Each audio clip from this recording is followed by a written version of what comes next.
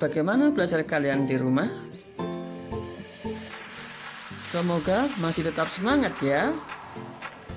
Pada pertemuan kali ini, saya akan menyampaikan materi tentang bahaya video porno.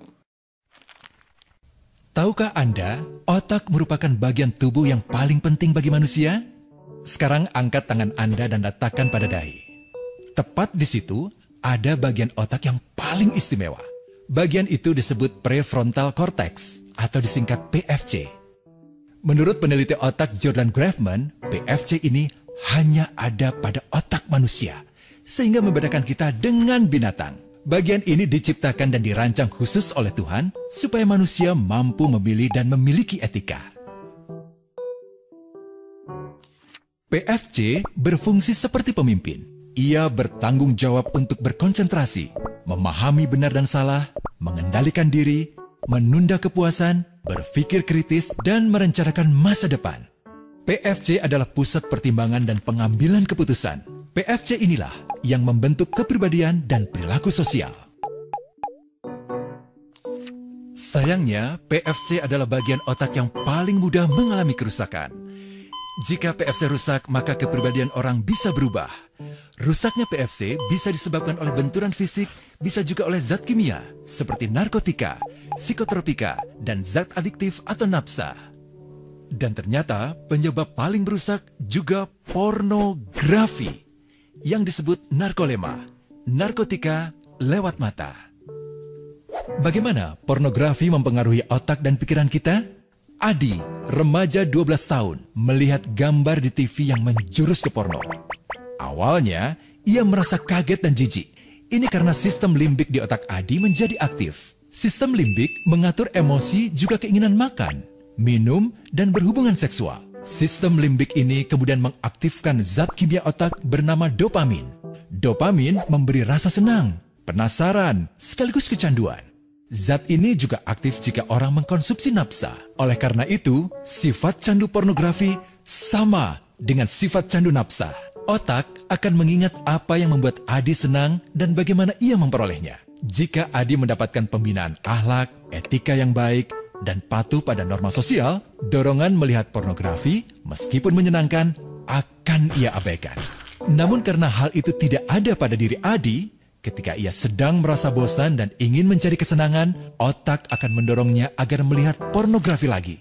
Namun lama-lama, Adi bosan melihat jenis gambar yang sama dan butuh yang lebih porno untuk memicu rasa senang. Sekarang, dengan internet, pornografi menjadi jauh lebih mudah didapat. Pertama, Adi membuka internet dan tidak sengaja melihat gambar yang menjurus ke porno. Berikutnya, ia sengaja membuka lagi untuk melihat yang lebih porno. Awalnya melihat yang sedikit terbuka, lama-lama semuanya terbuka. Awalnya melihat 1 menit, lama-lama 1 jam. Adi mengalami kecanduan pornografi. Bagaimana kerusakan PFC akibat kecanduan pornografi? Secara alamiah, dopamin dialirkan dari sistem limbik ke PFC. Orang yang kecanduan pornografi akan mengalirkan dopamin secara berlebihan sehingga membanjiri PFC. PFC menjadi tidak aktif karena terendam dopamin. Semakin sering PFC tidak aktif, ia akan semakin mengerut dan fungsinya terganggu. Sistem limbik justru akan berkembang semakin besar karena terus mengaktifkan dopamin, sehingga Adi cenderung untuk terus mencari kesenangan tanpa takut atas akibatnya. Jika tidak ditangani segera, Adi berpeluang besar menjadi pelanggan pornografi seumur hidup dan mengalami kerusakan otak di bagian PFC.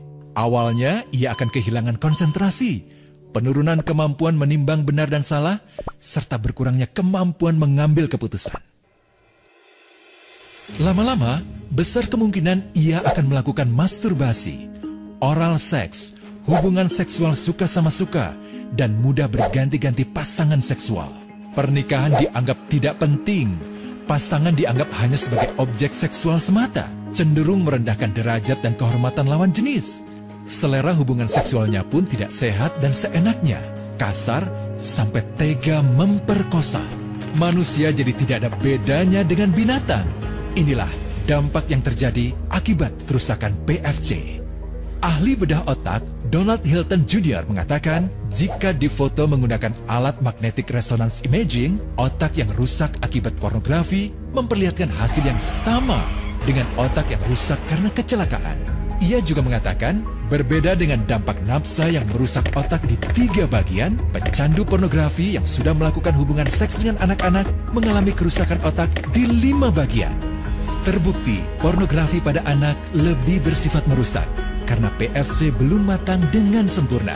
Tapi untungnya, otak anak yang belum sempurna ini masih mudah dibentuk. Pengaruh pornografi bisa lebih mudah dihilangkan asal ada usaha untuk memulihkan dengan sabar, terutama oleh ayah ibu, keluarga, dan orang terdekat. Pelajari bagaimana mencegah dan menangani anak yang terkena pornografi. Mari lindungi generasi kita dari bencana pornografi dan kejahatan seksual. Nah, itu tadi materi tentang bahaya video porno anak-anak. Semoga kalian terhindar dari video porno. Demikian pertemuan bimbingan Kasikal pada hari ini anak-anak. Sampai jumpa lagi di pertemuan selanjutnya. Alhamdulillah, jazakumullah khairah. Wassalamualaikum warahmatullahi wabarakatuh.